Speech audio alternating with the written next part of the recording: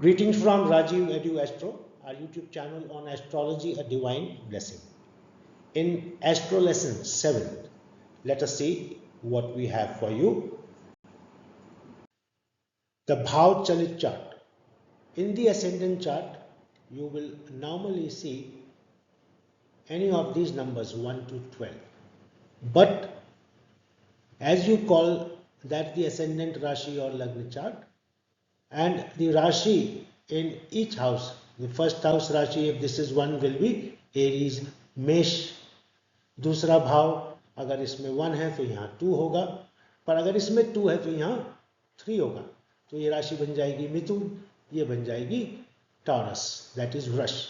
भाव चार्ट में आप केवल भाव आइडेंटिफाई करते हैं. ये पहला भाव रहेगा, चाहे नंबर 1 हो चाहे नंबर 12, ये दूसरा भाव. इसी तरीके से ये 11 भाव, ये 12 भाव. तो केपी चार्ट या भाव चलित चार्ट भाव बताता है हमको, और प्लैनेट किस भाव में स्थित है वो स्थिति हमको दर्शाता है, जो हमें प्रेडिक्शन में काम आती है. तो पहला नियम है planets effect for a house during its दशा इज सीन फ्रॉम केपी और भाव चार्ट. तो किसी भी प्लैनेट की, ग्रह की दशा पीरियड में हम भाव से प्रिडिक्शन करते हैं. प्लैनेट में sometimes give results of previous और नेक्स्ट हाउस ऑल्सो. प्लैनेट यदि यहाँ बैठा है तो अपनी दशा में यहाँ का भी रिजल्ट दे सकता है और यहाँ का भी रिजल्ट दे सकता है. वो हम जब भाव चार्ट या केपी चार्ट की स्टडी करेंगे सेपरेटली, हमको मालूम चलेगा कि हम आगे और पीछे की कैसे प्रेडिक्शन करते हैं.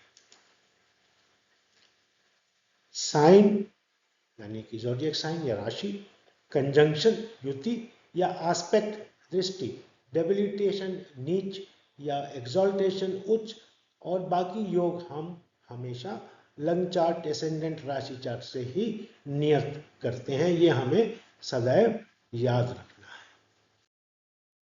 Rules of signification. किसी भी प्लैनेट, ग्रह के कारक तत्वों को कैसे समझना है वो हम इसमें आपके साथ देखेंगे. टू प्रिडिक्ट एन इवेंट क्या चेक करना है? हाउस, भाव, उसका लॉर्ड, उस प्लैनेट का जो लॉर्ड है उसका कारक तत्व क्या है. अभी देखिए इस चार्ट में यह है पहला भाव, लेकिन यह हाउस किसका होगा? राशि कौन सी होगी यहाँ पे? यहाँ पे होगी राशि 2 नंबर. ओके, क्यों होगी? ये 2 नंबर लिखी है. क्यों ऐसा लिखा है? क्योंकि ये 3 है, ये 4 होगी, 5, ये लिखा 5, 6, 7, 8, 9, 10, 11, 12, 1. तो ये जो लग्न है इसका, ये है वृष. और भाव कौन सा है? ये पहला, जिसे हम असेंडेंट बोलते हैं. वृष लग्न या असेंडेंट है. पहला भाव, दूसरा भाव, तीसरा भाव, चौथा भाव. भाव ऐसे चलेंगे 1 से लेकर 12 तक. अभी हमको क्या समझना है वो हम देखते हैं. मून, चंद्रमा क्या दर्शाता है? माँ, मन, इमोशंस, हमारे भाव. और चंद्रमा इस चार्ट में कहाँ प्लेस्ड है? चौथे भाव में. यदि आपको पुराने वीडियो याद है तो आपको ज्ञात होगा कि चंद्रमा चौथे भाव का कारक होता है. शुक्र भी होता है, और अगर काल पुरुष की कुंडली में देखेंगे तो यहाँ 4 नंबर लिखा होता है, जिसका सिग्निफिकेटर चंद्रमा होता है. इस चार्ट में चंद्रमा यहाँ 4 होगा. अगर ये 2 लिखा है, 3 है तो ये 4 होगा. तो तीसरे भाव का स्वामी चौथे भाव में बैठा है. तो वो ये कहता है कि चूंकि चंद्रमा मन का कारक है तो चौथे भाव में मन, इमोशन, माँ आ गई. अब वो सिग्निफिकेशन कैसा होगा या उसका कारक तत्व कैसा काम करेगा वो डिपेंड करेगा हाउस और हाउस लॉर्ड पे. हाउस कौन सा है? ये चौथा. और हाउस में कौन सी राशि है? लियो, सिंह, 5 नंबर. और उसका लॉर्ड कहाँ है? सूर्य. वो बैठा है सामने, जिसकी 7वीं एस्पेक्ट है अपने ही स्थान पे, और चंद्रमा पे भी. और यदि ऐसा है तो क्या होगा?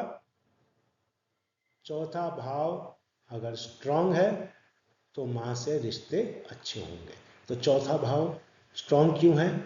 क्योंकि वो सूर्य से दृष्ट है, जो उसकी अपनी राशि है उसमें दृष्टि है सूर्य की, और वो दृष्टि चंद्रमा पे भी है और चंद्रमा की दृष्टि भी सूर्य। तो बहुत स्ट्रांग बॉन्ड होगा माँ और इस जातक का। इसी तरह से जब कोई हाउस, भाव और प्लैनेट सेम हो, सिमिलर रिजल्ट्स दें, तो उनकी रिजल्ट्स भी प्रोमिनेंट हो जाते हैं।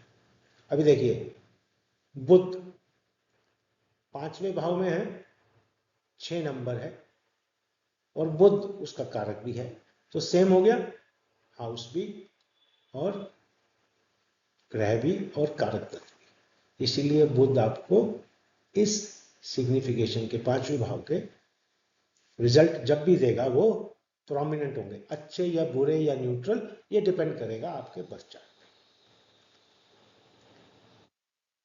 चंद्रमा यदि 4th हाउस का लॉर्ड है या 4th में बैठा है तो इस रूल के मुताबिक प्रोमिनेंट रिजल्ट्स देगा।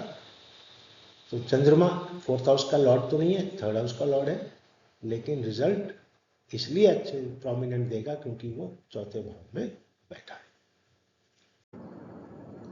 Let us now see strength of a planet. किसी ग्रह में कितनी क्षमता होती है, कितनी स्ट्रेंथ होती है, ताकत होती है, वो अब हम नोटिस करेंगे।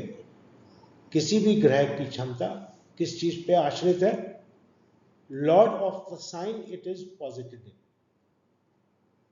ग्रह जिस साइन में है उसका लॉर्ड कहां पे है, उस राशि का लॉर्ड कहां पे है, उसकी कितनी क्षमता है, उस पर निर्भर करेगा इसकी क्षमता।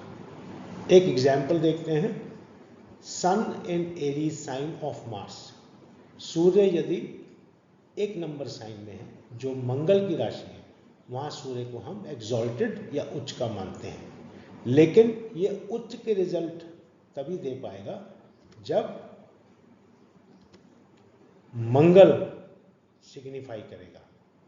और मंगल कैसे सिग्निफाई करेगा, ये कुछ एग्जाम्पल देखिए। यदि मंगल 4 नंबर के साइन में है, बैठा 2nd हाउस में है जो परिवार का साइन है, लेकिन 4 नंबर लिखा है, यहाँ पे ये डेबिलिटेटेड होता है नीच का, तो इसका रिजल्ट कैसा होगा सूर्य का। अगर ये 3 नंबर साइन में है, 3 नंबर अगर आप काल पुरुष की कुंडली माने तो मंगल की ही राशि, मंगल इसका कारक होता है, और यहाँ पे 5 नंबर है, सूर्य इसका मित्र होता है, और ये दोनों एक दूसरे को एक्सचेंज भी कर रहे हैं। मंगल बैठा है सूर्य की राशि में और सूर्य बैठा है मंगल की राशि में, एक्सॉल्टेड। अगर यहाँ बैठा है मार्स, भाव छठा है लेकिन राशि मंगल की है, यहाँ सूर्य का रिजल्ट अलग होगा। अगर यहाँ बैठा है, 8वां भाव है लेकिन राशि उच्च की है मंगल की, ये मकर, और यहाँ से ये दृष्ट भी कर रहा है, एस्पेक्ट है सूर्य में, यहाँ अलग रिजल्ट होगा। तो इस तरीके से हम देखते हैं कि कैसे रिजल्ट मिलते हैं हमको। I hope you have understood the basic concept. हम जब आगे और चलेंगे तो आपको और अच्छे से समझ आएगा। This brings us to the end of this video. Subscribe, like, share and do press the bell icon. अगला वीडियो शीघ्र अपलोड किया जाएगा। आप लोगों का सहयोग मिल रहा है, thank you very much. Keep revising.